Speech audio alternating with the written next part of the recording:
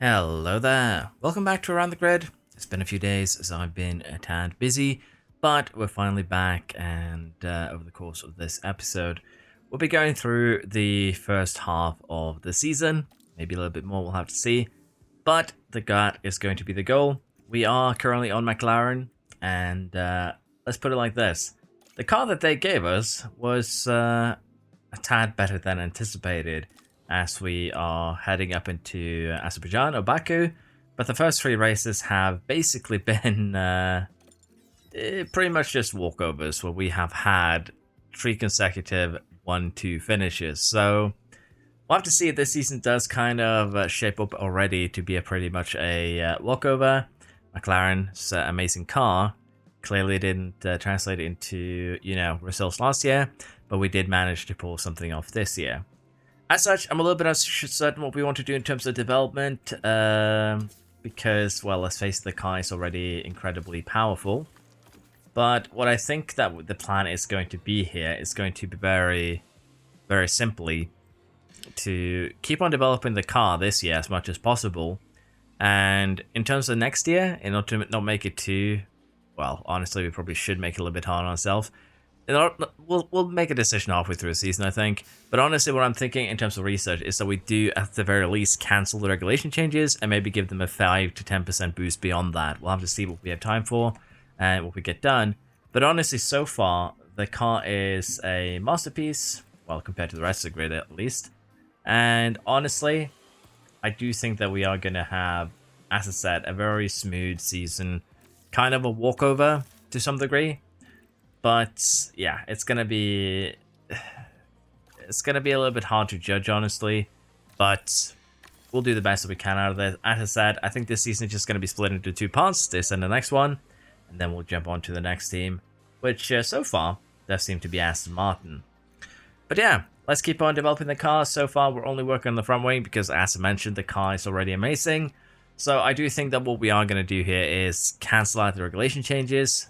Regulation changes actually happened, I believe. Did they? Or did we just get a vote for that? Let's see here.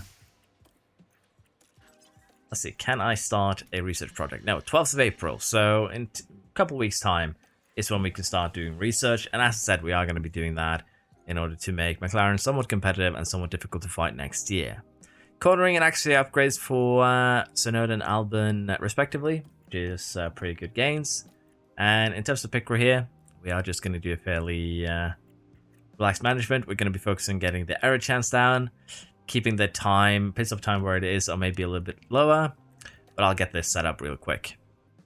So here we are. This is what we settled in with. We basically lessen our chance of mistake by about 2%. We do get a little bit more pace of time, basically just because, well, I mainly just went up to this point, and over the course of the weekend, we'll get a little bit slower.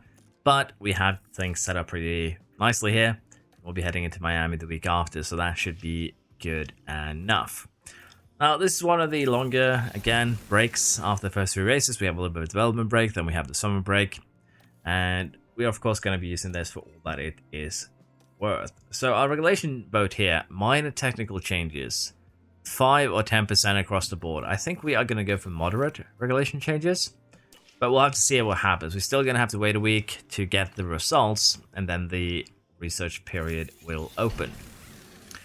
Manufacture of suspension has been complete, and I believe we'll get the front wing in just a few days as well. But yeah, let us see here. Oh, sorry, I went a little bit too quick. Clicking a little bit too much there. Research period open. Regulation vote has been hit for 5%. Unfortunately, we got voted down, which means that research-wise, we should have no problem cancelling out these changes. And honestly, we're just going to get started here on the underfloor immediately. The goal, of course, is going to be to get rid of the regulation changes. And honestly, well, we could do it across the board. Honestly, it's probably best to do it across the board. If I want to min-max, we would, of course, turn airflow sensitivity down. But I think we try and get rid of regulation changes altogether. So we'll do it a little bit cheekily here. But again, if there's stats that aren't completely useless, particularly... well, not really on the suspension, but let's say that the on the side pods here, the airflow front, we'll turn that down. It's not really that important. The other three stats are far more important there. I know that I'm just making kind of silly arguments at this point, but I'm afraid that if I go all in on the research, we might just end up making a little bit too strong of an AI, and it might be that we'll do that towards the end of the season to make things a little bit more interesting. But what I mean by end of the season, end of the series, we are a little bit over a month until 23. We might do that as kind of a final big bang, make a supercar AI for the final season of this that we need to fight. But yeah, I don't know. We'll see. I'm a little bit undecided on how to go forwards. Factory fire. We have no manufacturing capabilities for the next 14 days, which is going to suck because we do have the new front wing. And this is actually a massively upgraded front wing, as you can see. 0.52 is amazing. So what I'm thinking we do here, I'm kind of tempted to emergency manufacture, even though that's going to go out of the cost cap, because I want to see, particularly at Baku, how quick are we going to be if we have these two new front wings. So 1.8 million out of cost cap. Normally I wouldn't do this, but we're already so dominant that I don't see any problem with doing this. That's kind of the thing. There's no real negatives for us in doing this at all. So we're going to go ahead here and see just how good the car is going to be with these two new front wings going into Baku. And as I said, I do expect this McLaren season to be an incredibly dominant one, for good or bad, as our sporting director Permain, as well as Prodromo, both of them level up. But yeah, race prep for Baku. I do believe that we're going to be finishing 1-2, but in the history of jinxing myself, whenever we do say that, oh, we're going to finish 1-2, one of our cars crashes. So that superstition is going to survive. It's just how things be. And if we do a car analysis look here now, we're first in everything but cooling and dirty air, which is amazing. And if we do take a quick look at, say, the Red Bulls, they are one of our biggest rivals. We have 0.120 low speed cornering advantage. We have over 100, 0.100 that is, medium speed advantage, and a high speed the same. So we have huge corner advantages. We have over 1 kph top speed advantage. DRS effectiveness is out of this world. So as you can see, we are incredibly dominant already compared to any team. And as I said, I'm a little bit afraid that if I go all out in researching with this team this season, that I'll actually make something that I can't beat next year. Although that would be kind of funny. But as I said, we'll be doing half of this season in this video, probably after, Silverstone, maybe even a summer break, Sandvert. We'll have to see just how far we end up getting. But with that in mind, I'll let you guys decide. Do you want us to go all out as research on the second half of the season, so that I have a real challenge next year? Or should I save it for later? Let me know what you think, but with that in mind, let's go to Baku. Time for the sprint. So we're getting ready for sprint start here. We're qualifying first and third. We have Verstappen next to us. But I'm curious just how quick we are actually going to be here. And that's going to be the interesting part. Now, as you can see here, we are running aggressive on the soft tire, because running aggressive on the soft tire is really all that we need in order to, make the tire last till the end. And already here, you can kind of see just how quick we are. Within the first 3 corners, we've already gotten a second to Verstappen with both of our cars.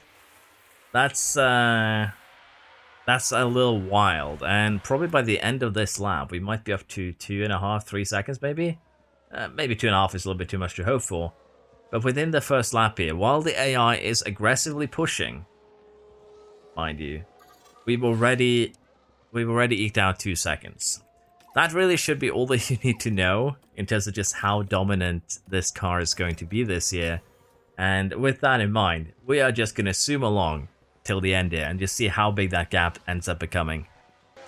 We are starting the final lap around here, and while we're watching Russell, which honestly wasn't the one that we were supposed to be watching, we have eked out 22 seconds of a gap. Verstappen had a bit of an incident where he scraped the wall, put him to the back. But Russell in our old Alfa Romeo here is still a he's still a fairly rapid car, let's just put it like that. So it's not too surprising, but considering that we still have a lot of time to spare, we could have gone more aggressive on the tire strategy, I'll be honest. But even that, and we still have 24 seconds worth of gap in a sprint race, is wild. We might actually end up lapping quite a bit of the field here if we go for an aggressive strategy for the race itself. So let's see what we can actually figure out, if we can do something a little bit fun. Let's put it like that. So strategy here, we could do a one-stopper, medium to hard full attack. That could work. But I'm more tempted to do something a little bit cheekier, like say start on the medium tire, then go double soft on full attack. And honestly, we would be able to pull that off. The question is, how quick would it be compared to any of the other strategies? And as you can see, it would be about 3 seconds quicker, but we don't really have any tire to go on, so potentially it would be better to just do the one-stopper. How are we looking if we go for a medium full attack? It would actually be far more effective.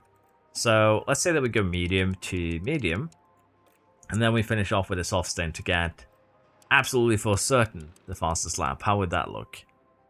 That could work out.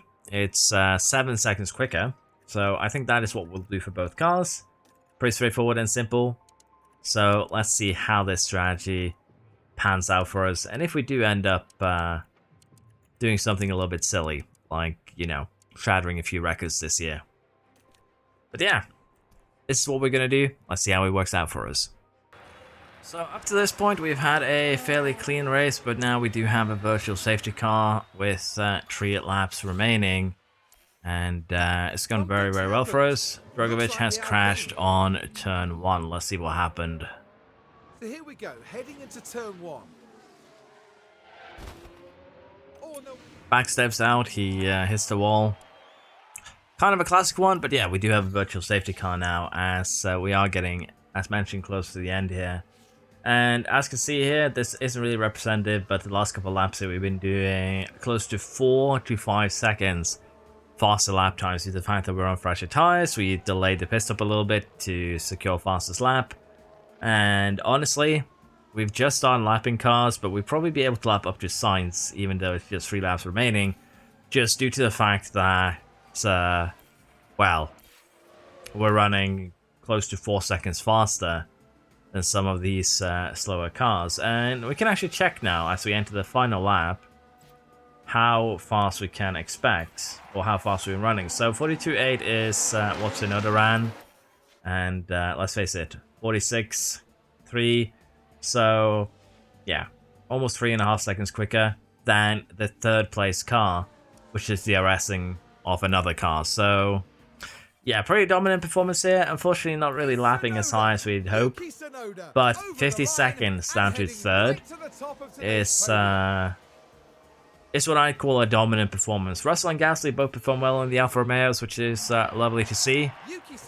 But yeah, the dominance is here for all to see, and as you can see, Tsunoda's fastest lap was pretty good. Albon got held up on his attempt. I was too lazy to do another one. But Tsunoda is currently still coasting at the top of the order. Russell pops his way up into 3rd. And as I did say here, I do believe this year is just going to be coasting.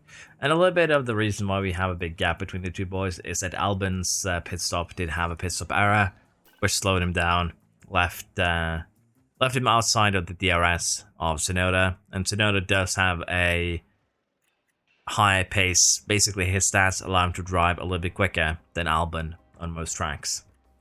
But yeah, I do believe this is going to be a dominant performance. We are going to be kind of summarizing what's going on for the most part, I think, this season. So we'll see how far we get. For now, though, we are going to wait with manufacturing. No need to emergency manufacture those. But let's jump into Miami, see if we have just as good a performance as we did here. The final lap is approaching here in Miami, and well, the Mercedes behind has actually been lapped. It is Ocon. But aside from him having a small incident, there's been nothing to note during this race. It's been a very, very calm one-stopper. And as you can see here, 30 seconds down, we find Perez. 6 seconds behind, we find Albon. So both cars have been pretty close here, and currently we're in the process of trying to snatch fastest lap from Schumacher with, well, 40% worn mediums. So let's see if Tsunoda can pull it off here. Final lap, is it going to be able to snatch fastest lap? No. Ocon snatched fastest lap, but using the DRS from Tsunoda. That is, that's actually hilarious. Ocon snatched fastest lap because he's on fresh softs, I believe. Well, not even fresh softs, but he got DRS from Tsunoda, and that allowed him to get fastest lap. Unfortunately for Perez though, Verstappen did manage to get him and get on the podium, but Perez and Gasly has done well here. And it is nice to see both the Alfa Tauri and the Alfa Romeo performing well.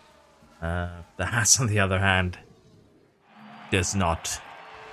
Mostly, I think, because of their drivers. But I do think before next race, we'll see how well Alfa Romeo and Alfa Tauri has actually developed the cars here. As we now have twice the amount of points as second place after 5 races. So, yeah. Can imagine things are going well. The sponsor money there that we lost to 44,000 is because we were going for fastest lap. So, yeah. We'll send that bill to Ocon as we are getting ready for Imola in just a couple weeks' time. Month has also ticked over. Driver development update. Just to point out the build, it is time for Tsunoda. And in terms of the other things, the factory fire, as mentioned, has been solved. A little bit of suspension failure, and we are running damaged equipment, damaged components here, because it's honestly the only way you'll be able to maintain a decent pit crew. You can't switch out the engine and the gearbox, the ERS every weekend. You're just gonna have to suffer a little bit of damage, but honestly, it doesn't really affect performance as much unless you're in a really close title fight. You shouldn't really need to switch these components out as often as you would need to. It's basically just a mindset that carried over from 22. It's not necessary, basically, in 23. ATR is starting today. And we also have the pit crew that we do need to solve. But they are basically well rested already. So we'll just quickly set this up. Because we aren't switching components, the pit crew is basically, the pit crew expectation here is accurate. So that's another reason why we don't want to do it. And also, honestly, I'd like to apologize to everyone that it's taken me this long to just experiment with it and, be converted to what is actually probably the better way of handling pit crew in this year's edition. Although we're just a month away from next year's. Yeah, I probably should have tested that out a little bit more before. But stubbornness is something that I do have in spades, and unfortunately, it's not necessarily a good trait. Let's be perfectly honest. But yeah, I think we'll do it just easy here. We're going to lose a lot of time as a result here in the pit crew. But we'll be able to lower that error chance even more. And that's kind of what we're going for this year. But yeah, with that said, next up, we're just going to go ahead and quickly, rebuild the things that we need. Get some more front wings up and running. And also, I do believe we're lacking side pods. We'll go ahead and manufacture those. We do have a new CFD period. I might go ahead and give another upgrade on the car, but I'll take a quick look and see what we can actually, what would actually benefit us before we do anything like that. And if we don't, we're of course going to use the CFD period for research. But for now, let's just get prepped here. We are going to be jumping into the next race. And as you can see, we aren't going to have any of the research projects finish for a little bit here. Unless, 16 days is the earliest one. So after Emilia Romagna, there should be one. But there it is. For some reason, I expected these to turn up green. I don't know why. But yeah, 19th there. After Emilia Romagna is our first research project. So for now, we'll speed up to the race. And then we'll see what Alfa Romeo and Alfa Tauri have done to their cars. So as I mentioned, I want to take a quick look at Alfa Romeo and Alfa Tauri. And Alfa Romeo is struggling on the high speed. They're about 200 behind us. About 110-ish behind a medium. Same kind of on low speed. So their car isn't actually bad. It's pretty comparable to the Red Bull, and they haven't even shed much weight. And if we do take a look at the Red Bull here, and also the Alfa Romeo hasn't beaten low speed. Red Bull has a little bit of a top speed advantage, acceleration advantage. They're very close on the medium, just 15 separating them. 100 on the high speed, which is where, the Red Bull wins out versus the Alfa Romeo. So they do have a advantage in low speed tracks. But yeah, honestly, it's pretty close between the two cars, and that is nice to see. Now, secondly, we want to take a look at Alpha Tauri. They are probably around Red Bull in terms of top speed. They are basically also around the same. Are they actually better than the Red Bull? They are. They beat the Red Bull at basically every parameter except acceleration, which is kind of funny because they really should be using the same engine. And, well, they do have shed a lot more weight than Red Bull, which of course influences this. But the AlphaTauri at the moment is a better car than the Red Bull, so maybe, just maybe, we'll see some fun stuff with that over the course of the season.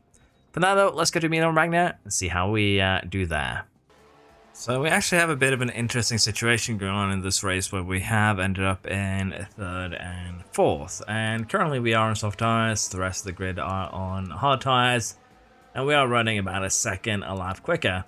But Show is so far ahead that we might not actually catch him here, particularly if, let's say, Leclerc ends up being a little bit of a problem. And considering he's been so much quicker than Perez this race weekend, I am a little bit concerned that maybe we checked the wrong AlphaTauri and Shows is a little bit more competitive. But also, as you can see there, the gearbox is strange. We're getting to a point here where we're going to be switching out engine and gearbox relatively soon, probably next race weekend. So that does probably also play a bit of a role.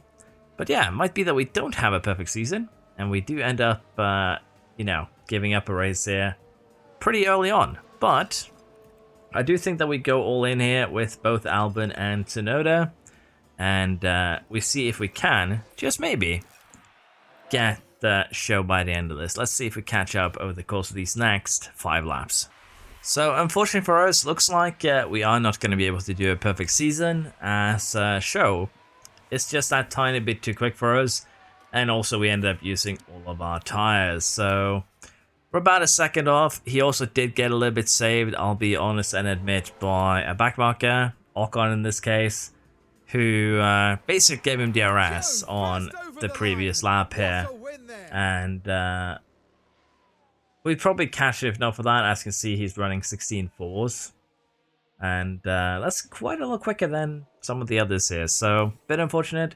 But second and third is the result here at Imola.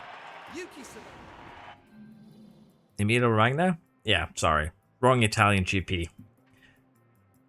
I felt something wrong in my bones. But yeah, I do get these two confused quite often. But yeah, we're still in the lead drivers-wise. AlphaTauri is going up the grid order here with a great result. But it's probably a little bit of a combination of the fact that we are running damaged components because it does have an effect on your car. And both the engine and the gearbox being broken, probably not the best. So we'll probably switch it out here as we're going into Monaco. But now in 2 days we'll have the sidepod research complete. We do have some failed components that we do need to replace. That's not really that big of a deal. But yeah, I think for Monaco, probably engine and gearbox, both of them are going to be replaced, as that would just make things a little bit easier. And it is probably the right thing to do. So there we are. New components have been set up. But I'm very curious about what we're going to be seeing now in terms of the research. Sidepod research complete. And, well, getting about 1%, 2% in engine cooling. Basically almost 2% here for most of these things. So if we do put in a little bit more focus, it should be no problem getting, the research done. Now, as I said, I was a little bit uncertain if I wanted to do the CFD time into a design. As you can see, we're about 78, 80% here on drag reduction and airflow middle, which is what we have focused on. And if we do put in all of the CFD time into, these things, we could get a sizable boost by the looks of this. 0.12 kph. I do think we do one more 50 period, maybe 2 into say chassis and sidepod to get them boosted. But I want to see what we get from the chassis instead if we were to, well, choose that over the other one. But the chassis is slightly more developed, as you can see, 80 and 79%. So engine cooling go down, and yeah, we get more high-speed cornering. We get the same in terms of top speed, no low-speed cornering. Honestly, I kind of want to use safety time on the chassis and the sidepods just to see what the effect is. just how stat-wise on the car, because I very, very rarely do side pod and CFD time, side pod and chassis CFD time. So let's do this. We're gonna do it normally, I think. We can put more engineers on it though to speed it up. That's how we'll do it. But yeah, I do think it's worth to do this. And let's face it, we're still gonna be doing research after we made these parts, and that is gonna allow us to, you know, cancel out any losses. And I do want to give my car a little bit more of a boost this year, because I want to see just how far we can go with it. How powerful of a car can we actually make? So yeah, with that in mind, let's just go straight to the next race here in Monaco. Gonna go for fastest lap, both cars in Q3 of course. And honestly, we're gonna qualify. Probably 4th is a safe bet. I don't think anyone's gonna beat us there. But I do want to have a quick look here at car analysis, and in particular, this is Show's car. Okay, so we did compare Show's car last time. And as you can see, his car is not really better than us by any margin. 100 here is what they're behind in low speed cornering. So it's probably an effect of him switching his components before we did. But even then, it's a bit unfortunate, honestly. Probably shouldn't have allowed the gearbox here to hit orange. I should probably switch it out a little bit earlier. But it is what it is. Some races will just be... We'll just have to bite the bullet due to our new component strategy. But yeah, let's go to Monaco. Monaco Classic here. We have safety car on lap 1 as the Haas of for sure. And Lawson has had a crash at the back of the grid here. Is it just them, or did someone else get involved? Nope, it is just them. And with that now, we have a pretty, well, relaxing start here with a safety car immediately. And apparently, Lawson's car is despawned, but it took a little bit of time for the Haas to do the same. Car deployed. Safety car. Now, in terms of our cars here, we have replaced engine and gearbox and decided to keep on with the ERS for another race or so. Maybe even Barcelona, we'll have to see. But we have switched out engine and gearbox. We're starting first and second here. Verstappen, Russell, Leclerc, Gasly, Show, and Perez. All kind of scary behind us, so we've elected to do a bit of an aggressive strategy here, where we do a, well, pretty calm first stint here on the soft tire, and then we do 2 attack stints afterwards to try and create a little bit of a gap, and maybe even get, you know, a little bit of lapping going. But yeah, let's see how this pans out. Bit of an interesting start here, but honestly, nothing that affects us. So Monaco with a new engine and a new gearbox kind of showed us the pace the car really has, in the sense that with 3 laps to go here, Tsunoda is getting closer to overtaking Russell, who's currently running 3rd. We're about to lap the entire field, and we kind of did, and almost put Russell in danger of getting overtaken by Norris as a result. Now, the question here is, Albon is probably not going to be able to do the same thing.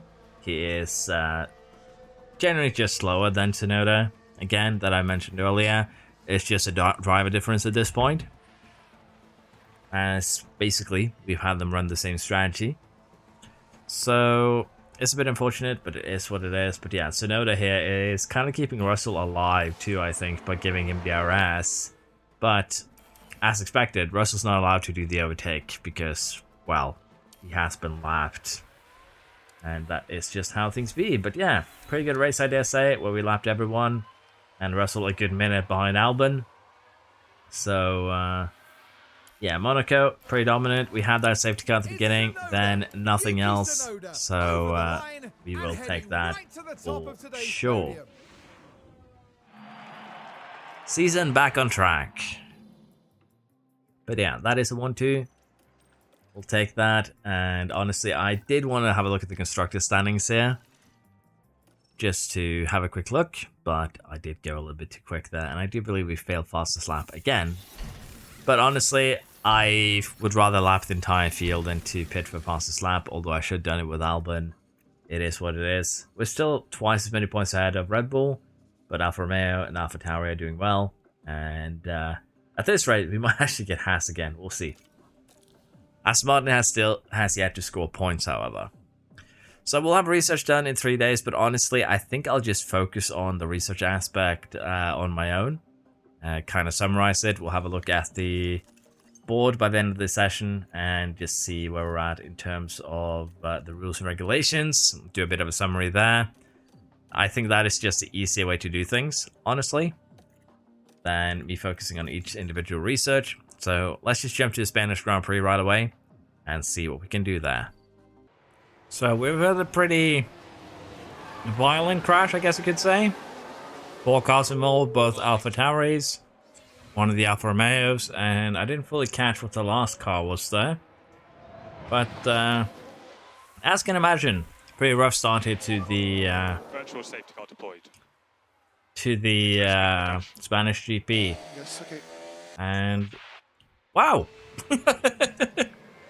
That's a perfectly timed switch, but yeah, Schumacher was involved. You can see that in the rear wing. And no big surprise there that he has to spin with his confidence destroyed, his rear wing halfway gone. And honestly, the best move they could probably make it is just retiring the car. So, yeah, apologies for a little bit of crunching here. I am eating potato chips as a snack while playing this, so it just happened out of the blue a little bit too quickly there. But yeah, Schumacher, we'll have to see exactly how far back he gets. He isn't running too slow right now, but we'll have to see how tight things turn out now the safety car is ending. Oh yeah, he's well, he is on a straight, but I would assume that rear wing damage is going to be severe enough that he is going to be losing out in the long run. And right now he's actually kind of keeping up, but we'll have a look and see how it looks towards the end of the race. Maybe I was talked a little bit too quick here. He has lost about 2 seconds that lap, as he says fastest lap. But let's see here now once we finish our first lap here. 20, yeah, he's already 4 seconds slower than we are. So yeah, he's gonna struggle. He's probably gonna get lapped quite a few times if he doesn't crash before the end. Let's see where he ends up.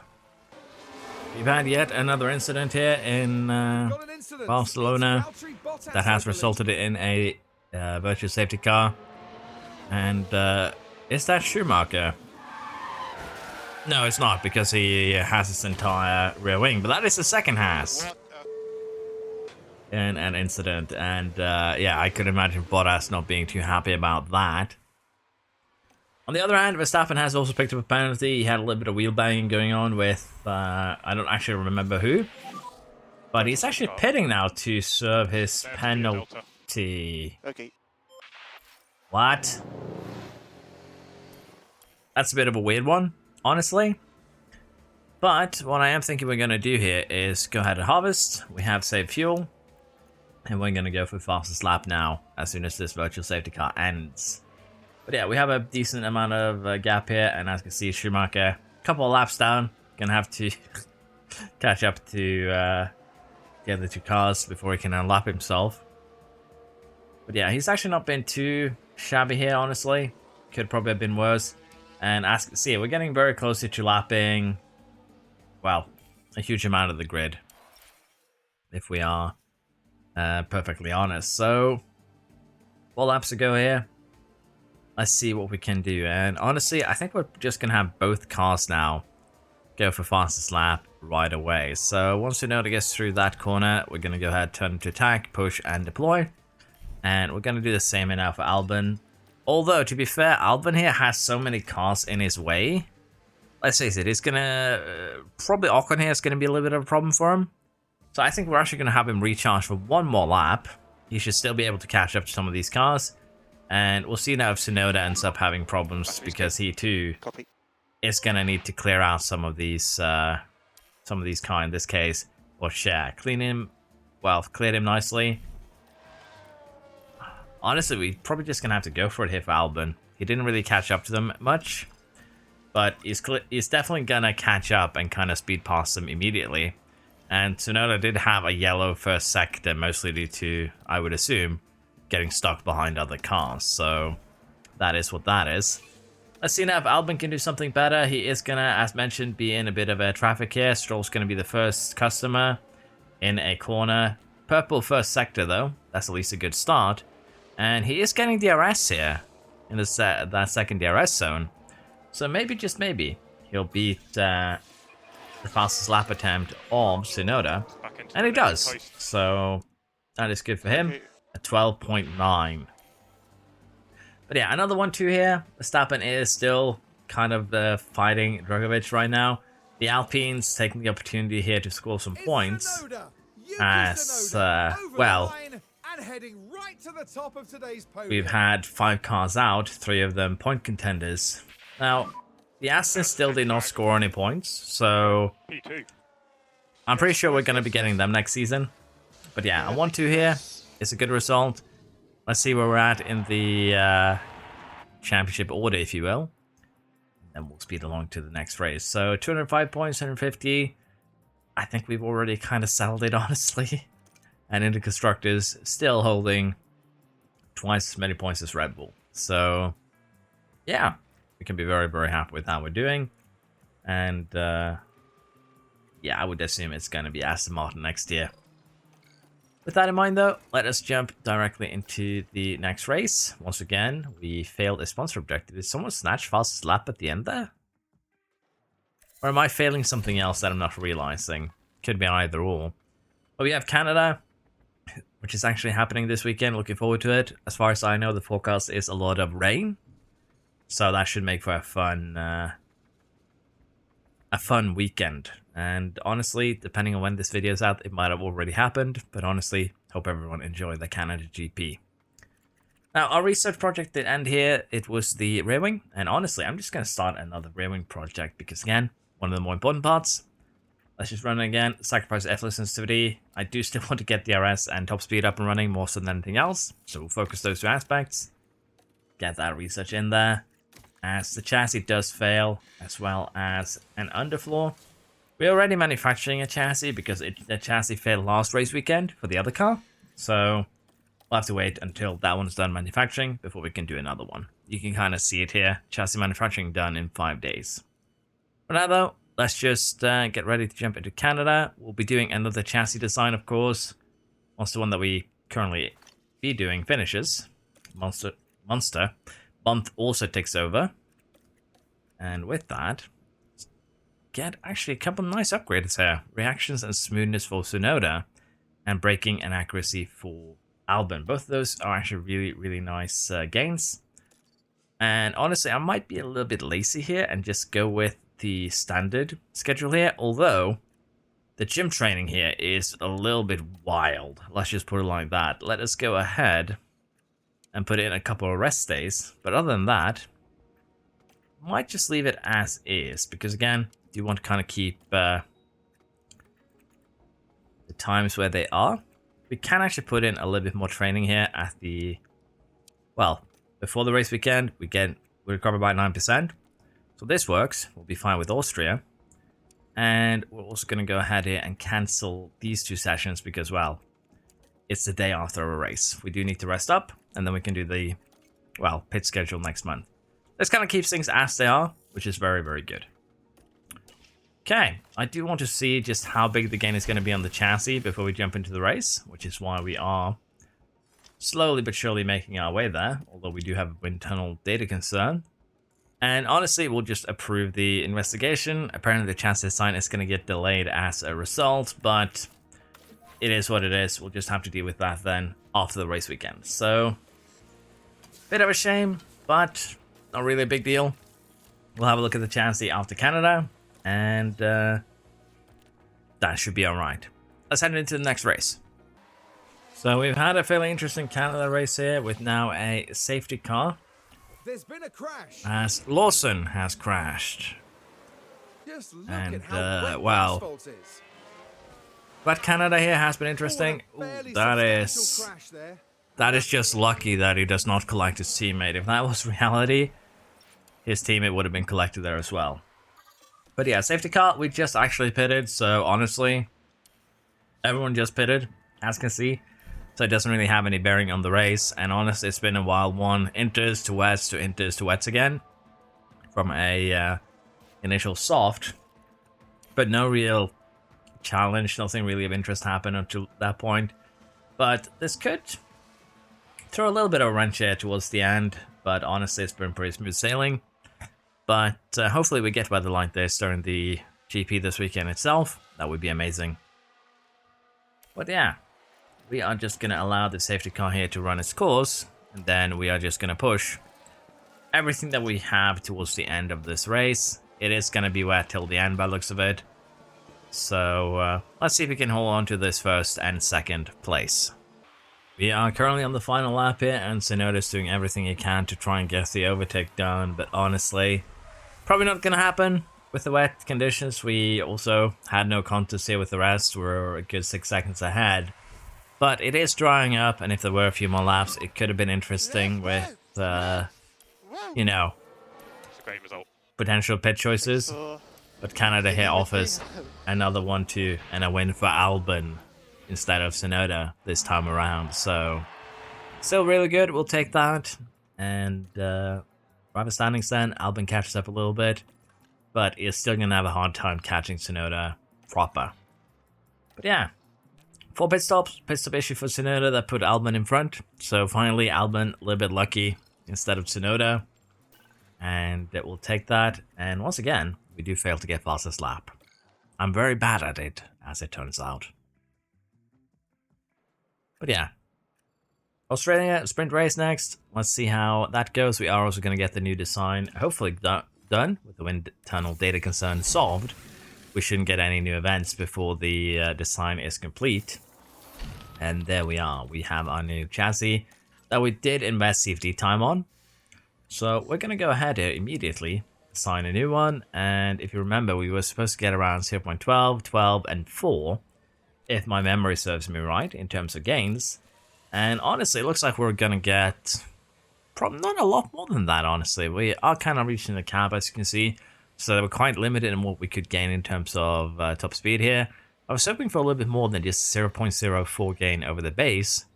But yeah, cap has definitely been somewhat reached. And even if we use CFD time here, the main benefit was actually the engine cooling that we gained. So yeah, not too great that. Honestly, probably would have been better to use in research.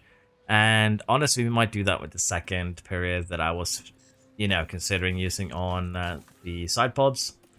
We might actually use it, you know, somewhere else now instead. Have to see. I'm a little bit unsure though. I still want to experiment while I can. But yeah, with that said, we are done with everything we wanted to do. Let's head on to Austria and its sprint race.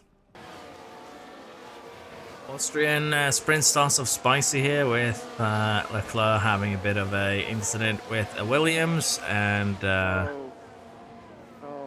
then almost taking out another car on the rejoin. But yeah, Verstappen currently running alongside us here. Nothing really too surprising there. He's still quick and we're still going to deal with him. We are taking care of our tires though, which should lead to us getting this by, well, getting a 1-2 by the end, I would hope for.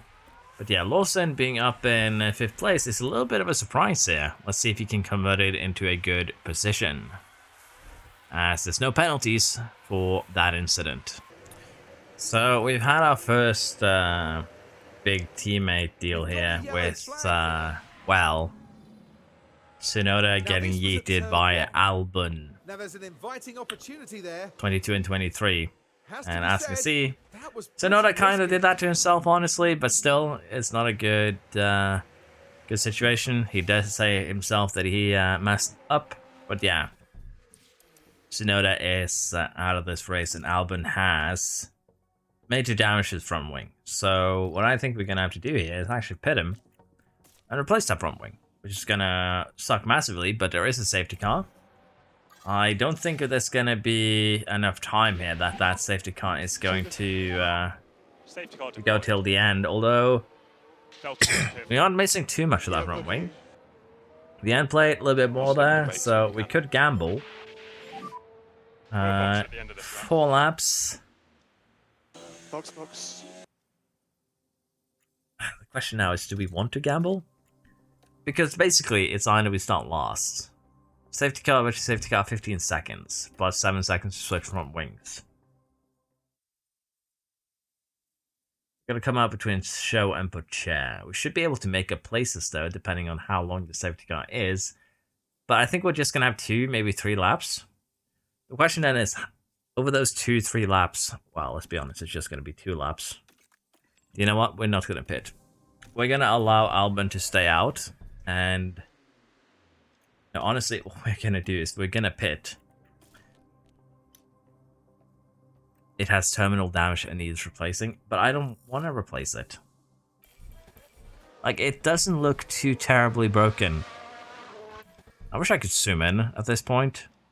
Okay, maybe it's a bit more broken than I thought from the pictures here, because that is basically half the front wing missing. Okay, that's going to be terrible in the slow speed corners. Yeah, we are going to have to just gamble pitting him in. Just hope that it's like a 2-lap safety car. That's just going to have to be how we do this, I think. So let's see where he comes out. Tsunoda did do that to himself. So he eats the penalty. He's going to start last in the race itself. But yeah, let's see here what we do. Pit stop time-wise, 8.5 seconds. Where exactly do we come out now is going to be the big question. Can we beat the Williams to the line? No. We did beat Show though, so we now have 7 cars that we do need to overtake on a restart. We are on fresh softs, however. So it'll depend heavily now on how long the safety car stays out. If it stays out for the rest of the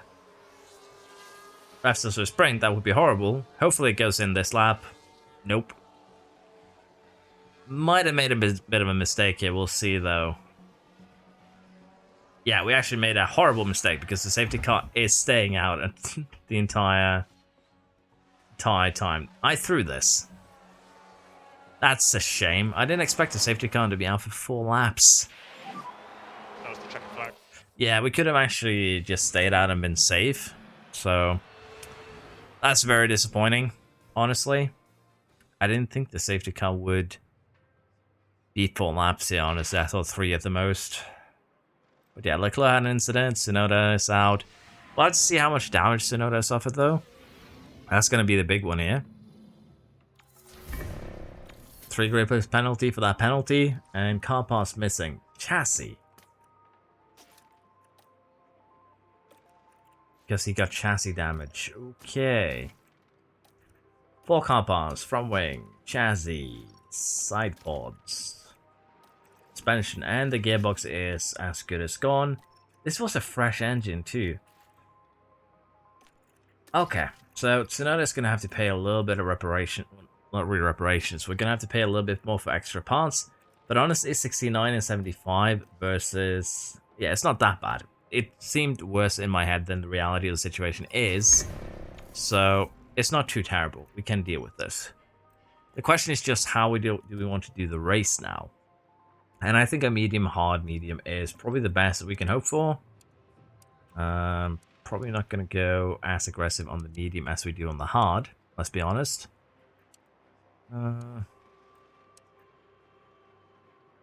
Soft stint would be faster. But medium for the final one would be better, most likely. Nah, hard medium is to play here. We'll do that for Albon. He has a little bit of ground to make up. And for Tsunoda, I actually think the best thing we can do for him is actually start him on the hard tire. Then get over to the medium. Then another medium to finish it off. Let him be a little bit aggressive, make up some places on the hard tire, get that done quick, then jump onto the medium tire, and try and make something happen from there. Honestly, doing the same for Albon could work too, but we'll just see here what we can do now. We are starting last. We are starting 8th. We finally have a race that we have a little bit of challenge in. Let's see if we can convert that into still a good position. So soft tires, medium tires for the most part on basically everyone. And let's see what we can do. If we can get ourselves back in a winning position. And Albon already made up a place. Tsunoda, not as much. He is going to have to deal with Leclerc. So, in classic fashion, when we start last, there's a Red Bull next to us to make things a little bit challenging. But, yeah, we'll do our best to see what happens. I still have faith in our cars, honestly. They're still really, really good cars. Let's see if we can convert. As Tsunoda is already falling a little bit behind. So we have a bit of an interesting start here. As you can see, Verstappen and the Alfa Tauri kind of battling just a little bit there, giving Albon the chance, I believe, to sneak by for virtually free, which is nice to see. Tsunoda's up to 11th, but there has been a few pit stops starting, so that does play into that. But we are going to get Tsunoda in on this lap, get him onto his first medium stint. And as the grid now is starting to splinter a little bit, that should help with getting him up the grid order here. As well, Verstappen is ahead, has pitted, but honestly, he's among the front runners. So Tsunoda isn't that far behind right now, as we have yet another crash. Who is involved this time? Porsche and the Alfa Romeo. Cutting it so close.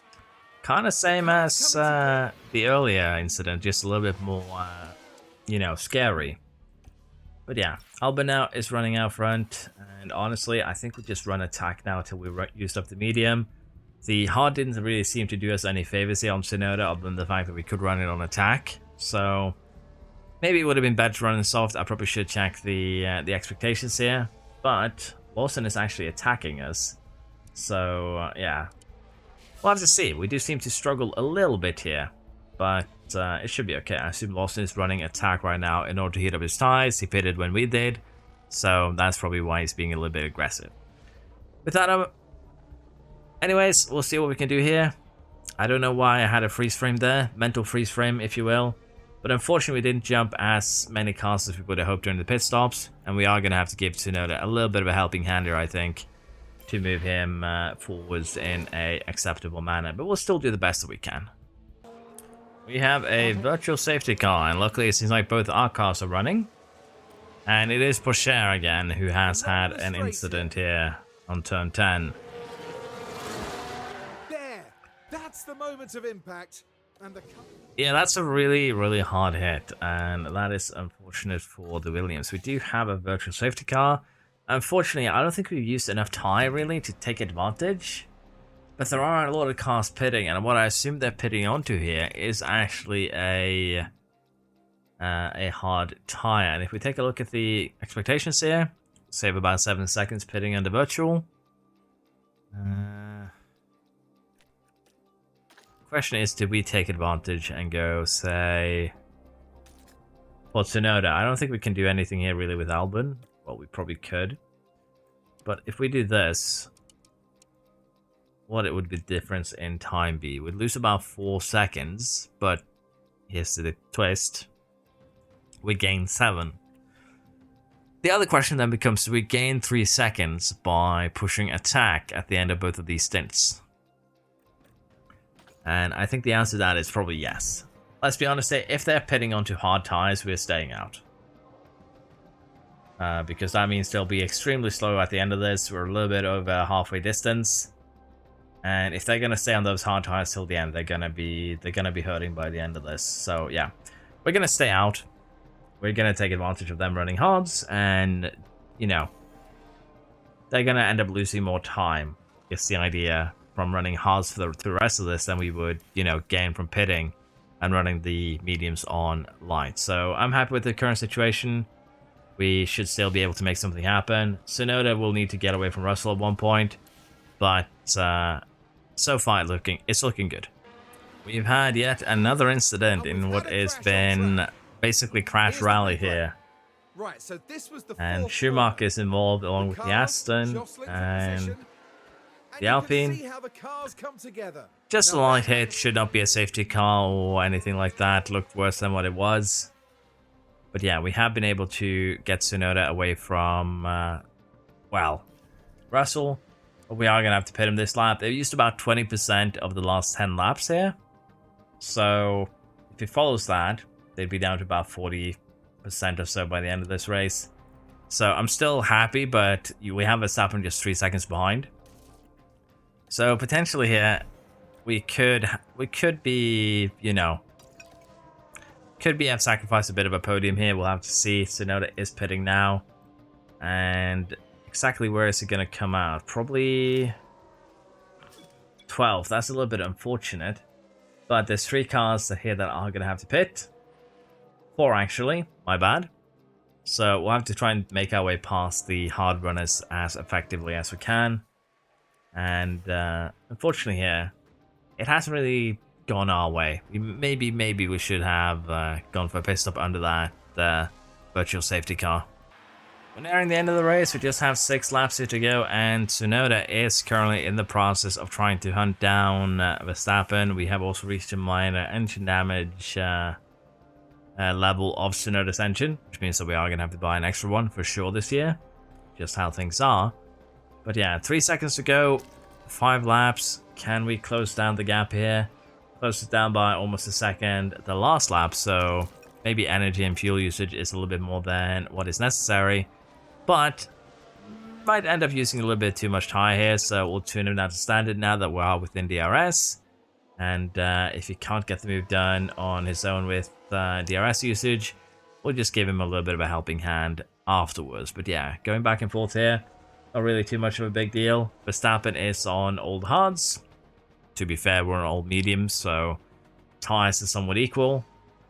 But even then, we can go ahead and now and deploy. And this should be enough, I think, that we get away from Verstappen, establish that 1 second gap.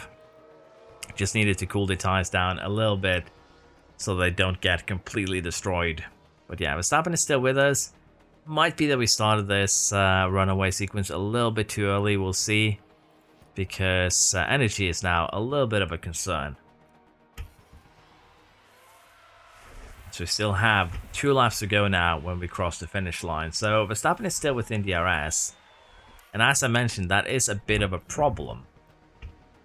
However, what we are going to do with Albon now is actually try and get fastest lap, because I kind of forgot about that, because, well, the main focus here has of course been to move Tsunoda up as effectively as possible. But he does seem to be safe. He is keeping that half a second gap going, and it is extending whenever Verstappen does not have DRS to help him get closer. So I'm pretty sure we are safe, although Albon does get a yellow in Sector 1. Oh, so no, that was a little bit too close. Purple Sector 2. What is Sector 3 going to bring here? It is fastest lap. We have a winner. And Tsunoda managed his tires pretty well here. Just about perfectly set up there. So 1-2. Good recovery from both boys after the horrendous sprint mishap that I had. But we will take this with us and be happy. So 1-2. All in all, they're closer again, but Albon does need to take a little bit of blame there. Although Tsunoda did cause the incident, let's be perfectly honest. And with that, Red Bull is, for once, not, well, 2 times. Basically, we don't have 2 times as many points as Red Bull anymore. We're 2 points off. But yeah. We are going to head into the next race basically immediately. After securing this race, we are getting a lot of bonus money. Honestly, a stupid amount. But yeah, we're going to head into the British VP immediately and see how we do that. So the race in Great Britain did offer a rainy affair, but the rain arrived late enough that it wasn't really a big deal. We are getting towards dry here now towards the end, but no cars so far as I know had taken the jump onto Inters. And honestly, all that we need to do right now is taking care of our tires. And, well, with that in mind, we should be able to easily have another 1-2 in the bank. So yeah, Albon wins, Tsunoda comes second, and honestly it's been a good race for us. Leclerc third, Verstappen did not have a good time. He chose to stay out on Inters for way longer than the rest of the grid, and as such he did eat a bit of a, well, he did eat a bit of a drop in position. But yeah, pretty good race from us. Magnussen ending up in 4th in an Alpine though is kind of impressive. And I did mention this earlier, but we probably should take a look at the Alpine and see exactly how that car looks compared to, well, our current setup. Also, we probably should consider spending some of our money that we have saved up. We have 43 million in the bank right now, as we have been, you know, able to save up a lot of cash. And also here now, the chassis design will be done in 3 days, as well as a bunch of research before we head into the Hungarian GP. Now, regulation vote here, sporting changes. I am going to go ahead and vote against this because, well, it boosts the team in first. Honestly, I probably should vote for this if I want to make the save even more difficult because it gives less safety time to the teams that finishes last. But generally, I want to try and make the grid as equal as possible. So we'll vote against that on that principle. Now, we do also have a new safety period that has just happened. So we are going to go ahead and do, as I mentioned, our last, CFD usage on design is going to happen as we will be designing a, yeah, we already have a project going.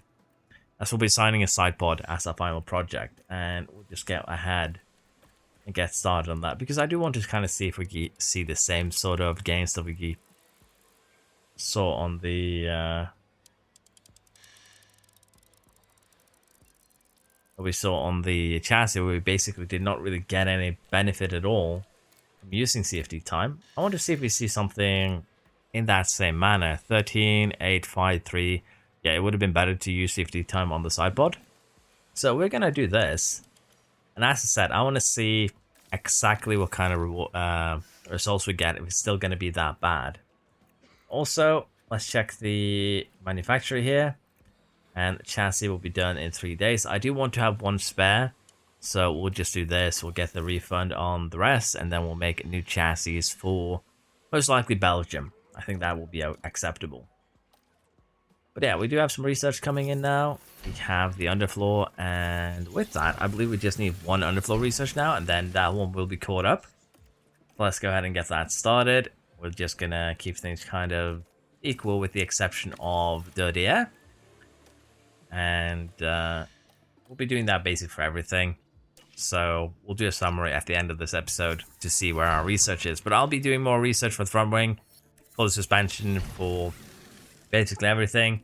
And then we'll see where we stand at the end. The sporting regulation changes did go through, unfortunately. So top teams now get more CFD time. Bottom teams get less. That's going to be a little bit unfortunate next year, but it is what it is. We are getting ready for Hungary GP here, and before that we do have a little bit of a decision to make here with Tsunoda's car. We're 32% for both engine and ERS, and honestly this is at a level where we should do one more race, so we're not going to be switching that out. Unfortunately for Albon's car, he is probably going to have to run 2 or 3 more races before we change any components. But in terms of what we want to do here, I'm a little bit uncertain. So let's quickly take a look at tires. We have fresh medium, we have fresh hard. That is really about it for both cars here. Oh, never mind, I lied. Tsunoda also has a soft tire, so for him, he could probably run something like this with relative ease. And then make a decision towards the end. We could probably even go even harder here, if you will. You know, quote unquote harder. This would work.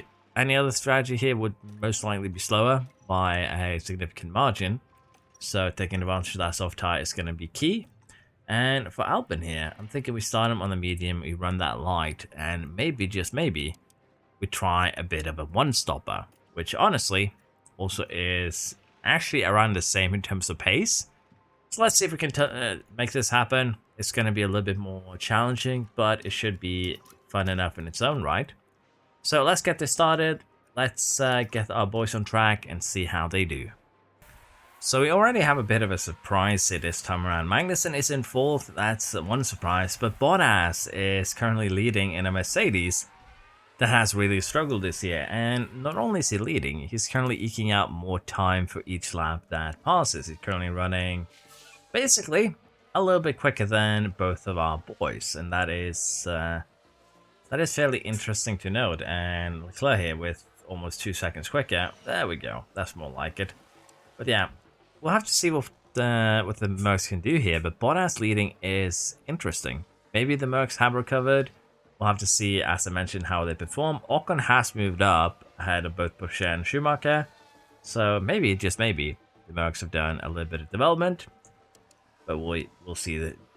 Again, we'll see how that turns out. I am still a little bit doubtful. We have caught up to Bottas. So it could just be the fact that they had a good qualifying. And then just, you know, a little bit of an aggressive run at the beginning. We'll see, though. Ferrari Tauri's And just involved in this as one. I finish that sentence, we have a incident here involving Norris and the Alpine. And oh, that's actually 3 cars involved because the Alpha Tauri got caught up by virtue of just being near. So Norris is out, Something's happened. Looks and like I the assume Alpine. Krogovic has a little bit of damage. The Alpha Tower is fine. The Alpine seems fine. Oh, they did another one? Oh, that's a bit unfortunate, but yeah.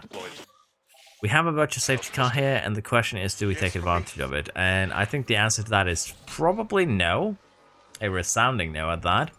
If we take a look at the reports here, you save about 5 seconds, but let's face it, we're going to have to do some pretty big changes to our strategy if we do take advantage of this, and we'd end up in traffic most likely anyways, so we'll just sit this one out. We are nearing the end of another race here, and Albon is currently in the lead with Tsunoda, trying to hunt him down, although let's be honest here, we can just turn Albon to attack, and he should have a pretty calm run here, just coasting to the end. Now, we did put him on, remember, the one-stop strategy, but what happened here was there's so many cars pitted that I was uncertain that if he would be able to, you know, make it till the end on this strategy, and he basically had a pit stop on the rest of the grid anyways, so we had him go attack, pit, and then go into the soft tire, and it's worked out incredibly well for him, and for Tsunoda too, things have gone fairly okay. We are going to be getting a 1-2 here. Bottas did manage to hold off the rest of the grid though, and is going to be finishing third. And what is a bit surprising finish there. Ocon, on the other hand, fell down to 9th. Not really too much he could do. And Aston's here are getting close to points at least, but still no cigar for them. So it is fairly interesting, but I definitely do want to take a look at the Mercedes before we go into the next race. Because Bottas scoring a podium after how they've looked earlier in the season is not something that I expected. Let's just put it like that. So now the Albon fight is getting closer now. Albon has been doing fairly well after he, you know, performed a little bit of, well, not really. Again, I do blame Albon a bit more. But honestly, it was Tsunoda's fault he turned in too early. So, yeah, it's just me being a little bit biased, probably. To be fair, though, I do enjoy both drivers. But, yeah. Sometimes I just get a bias without thinking about it, particularly in games. So that's just on me. Let's see here how we're looking. Still looking great, 500 points. Basically around halfway through the season, and we do have some problems here, mainly the ERS and engine of Tsunoda. We'll take a look at that. Car part, failed front wing and underfloor. We can deal with that. Shouldn't be a big deal. Unfortunately, though, as I said, we are going to have to switch out some parts here. That's going to be a little bit of a problem, I think, because it is a sprint weekend. So, and what I mean by it's going to be a problem is the fact that I don't think this engine, this ERS, is going to survive the entire weekend. We're basically going to have to switch them out, but if we're going to switch them out, it has to happen before quali. So after one practice, or we could gamble on them surviving 2 practices, quali, sprint, and the race, which, let's be honest, they're going to hit, you know, below 20 before that. So we're most likely going to have to switch them out, and that is going to be rather expensive. Not to mention the fact that if we do switch them out, it means a penalty for Tsunoda. So I'm thinking we switch out engine for this race weekend, and then we take ERS penalty at Zandvoort. I think that would be the better way to deal with the issue really at hand. I think that is the strategy. We take a new engine here, and then we take the penalty at the next race weekend. New deadlines for the side pods. They're going to be done a few days earlier. We will approve of that. So they'll be done by the time this race weekend is over, which is great. That means we'll have a look at them before we kind of finish things off. And we also do have targets here that we need to sell in. Fastest lap and qualifying here. Shouldn't be a big deal. And also, as you can see, the qualifying streak here does give us 4.2 million for just having both cars in top 4. So that could be a lot of extra money, and we might actually have some interesting racing here on Sunday as we are getting rainy weather.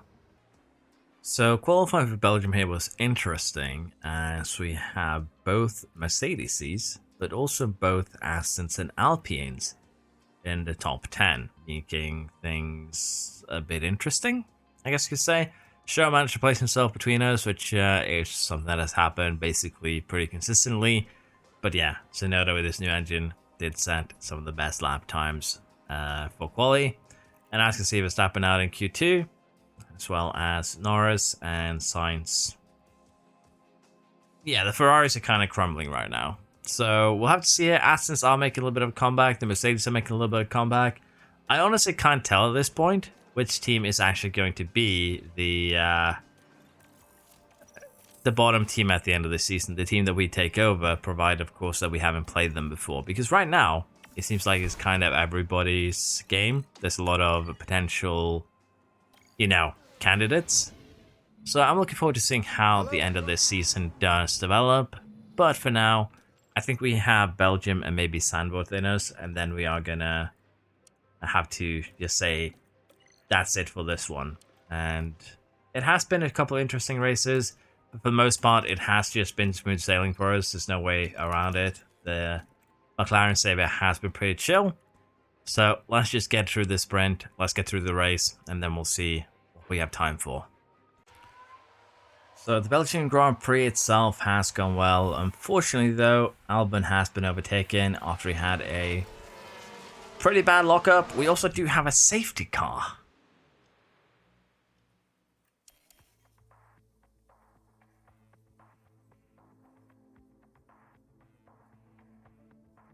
This is gonna be a hard decision because in 4 minutes time it's supposed to start raining.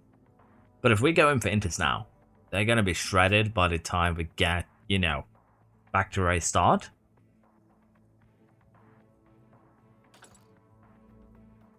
Do we gamble on Inters or? Because honestly, what's gonna happen is we're gonna get overtaken if we go on Inters anyways.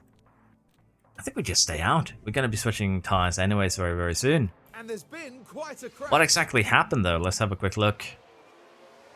Gasly and the Aston Martin. Gasly's already had one small incident. That's a bit of a bigger one. What the Yeah, that's not great. But I'm very curious what the AI is going to do with this, honestly. Because it's 4 minutes until rain. It would not really surprise me if they go in for Inters, but even that would be kind of insane. No, Norris stays out. Everyone is staying out. Because this is one of those really, really weird situations where it's kind of hard to judge. But yeah, going in on Inters now, ties would be dead. Oh my god, the pit stops is going to be absolute mayhem. So we've got Stroll crashed. Watch for debris.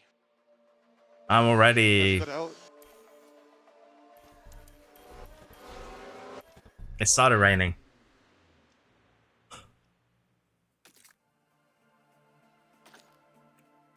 You know what? We are gonna do the double stack. Now. Because everyone is gonna jump in the pits now. There's just no other way around it. We're gonna be behind the safety car for God knows how long. It's gonna be full wet by the time the safety car is done.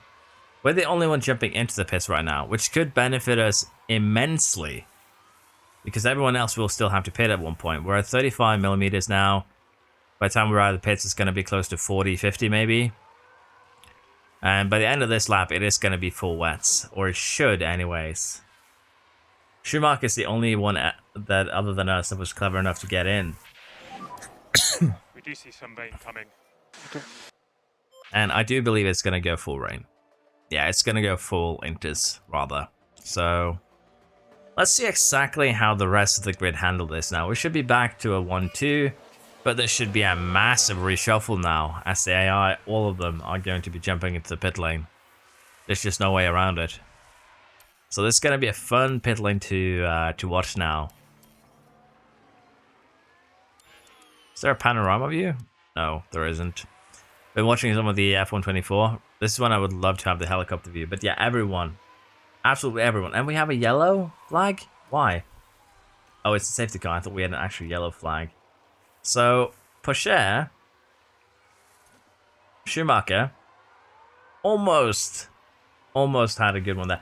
Albon actually got beat out by Porsche and Drogovic. What?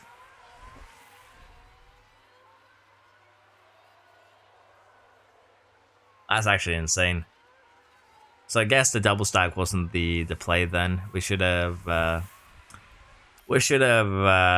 you know, separated them out, but I expected them to be able to just go a little bit faster, catch up to the back of the grid order. I guess I was mistaken in that. So yeah, Albon's gonna have a little bit of work here, but honestly, Porsche, Drogovic should be doable. And I imagine Tsunoda here is just gonna sail away. It's gonna be Inters until the end of the race. And as I said here, I have full faith in Anakase, but yeah, probably should have started the pit stops. But I did expect that us pitting would allow, you know, Albon to get to the back of the grid in time to just sail past everyone. But yeah, not the best restart for Albon. There's a pretty huge gap there up to the front. We do, of course, lack gearbox and engine at this point, so maybe he'll struggle a little bit, particularly with Show kind of already, you know, sniffing his backside. We'll see what we can do. 12 laps to go. Let's see if we can convert it into a 1-2. So Albon has been struggling. We haven't really been able to make any sort of progress, even on full attack with deploy everything here. We just can't get past the Williams here. So that is a little bit unfortunate. And also, we are kind of running out of time. We're on lap 41 out of 44. Although it does look like he is tempted to make a move there. Couldn't really get it to work. So let's see what we do. We are running basically, you know, up inside the backside. But tire heat is an issue. 105 degrees is basically overheat. And of course the energy is a separate issue. But I think we might have one more chance to attack. Although Show is definitely attacking us right now. As a response, as Tsunoda's ERS goes into major damage, but that's fine. He's kind of so far ahead that it's not a big deal. So yeah, we do have a bit of an issue here to contend with, and it's basically the fact that Show is very dangerous, so we can't really recharge properly, and also the fact that we just can't find a way past Porsche. So, bit of a stumbles from me strategically this episode. Maybe I'm getting a little bit rusty. It's been a busy period. I've been hoping that things have, you know, would calm down, but whenever I think that, things just get even busier around here. It's not even funny to think about. So, yeah. We'll have to see. We'll have to see how... I'll try and get at least 1 to 2 videos out a week, but when we do half a season in one video, kind of, or at least a third of a season, it does take a bit longer to make, unfortunately. But yeah, it looks like Albon here might actually lose out of position. So, yeah, we actually did that. I deployed too late. But yeah, car damage is an issue. Components here, we are going to be replacing some going into next race. The gearbox, for instance, probably the engine too. After practice, that's going to help. But yeah, definitely, if he was ahead here, he probably would have scored a lot better. But Haas scores points here with Schumacher. I'm looking forward to seeing the results after the sprint as well. So currently, Tsunoda won. We have Albon in 5th. Drogovic scores a podium. Porsche also scores a podium, which is good to see with young talent. And, well, Merc has points here. Haas has points here with both cars. It's a weird, weird world we live in here. So driver championship here. Albon loses out to Tsunoda. Didn't really have a good sprint or race. He ended up 3rd in the sprint, 5th in the race. Tsunoda, on the other hand, full points. Constructors here, let's have a quick look. Aston Martin has started scoring points. As you can see, they scored 3 here for earlier. But has scored enough points so that they did overtake them again. So, not that it really matters. We're playing the lowest rated team we haven't played yet. So, it's still looking kind of interesting. However, because as I mentioned, I'm slightly busy. I would have loved to get Sandwood done today as well. But unfortunately, I think I'm just going to have to call it here. And we'll be finishing off the season proper next time around. We do get the sideboard design done, so we can have a look at that before we kind of call it quits here. But, well, quits for today. I'm not permanently. Well, you get the idea. It's, yeah, never mind.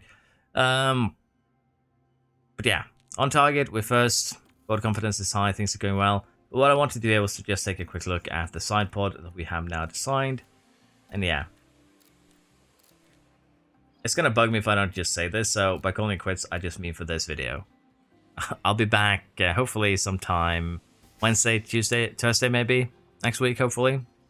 It's going to be the goal with the next one. But yeah, we're not getting huge boosts here. We have 13, top speed 19 there. So we are kind of reaching the cap again, but the engine cooling, plus 7% is going to be huge. That plus the new chassis is going to basically give us 10-11% extra engine cooling towards the end of the year. But as you can see here, the gains here are capping out around 80%, 85%. It's really, really slowing down. So we do kind of want to keep that in mind. We could also make two different side pods if we wanted to. One that is focused on airflow front for low speed tracks, and one that is focused on airflow middle for, well, medium and high speed. But honestly, the jack of all trades cars are doing what we need them to, so there's no need to do that. We're just going to make a regular side pod, and it'll be done before the Dutch Grand Prix. But unfortunately, we can't put it on the car because, well, we are going to get it done a day before. Now, with that said, we are going to end today's episode here of Around the Grid. We've done well. We are basically, I think, certain of winning. We have a 300-point lead at the halfway point of the season. Our lead is larger than the amount of points Red Bull has. Alfa Romeo, Alfa Tauri still doing well, which is nice to see. Mercedes making a bit of a comeback. Alpine, where they are. Ferrari actually kind of crumbling is surprising to see. And the Haas just nowhere, honestly. But yeah, that is going to be it. Thank you very much for watching. Hope you've enjoyed. And I do hope to see you around next time. Thank you very much. Bye-bye.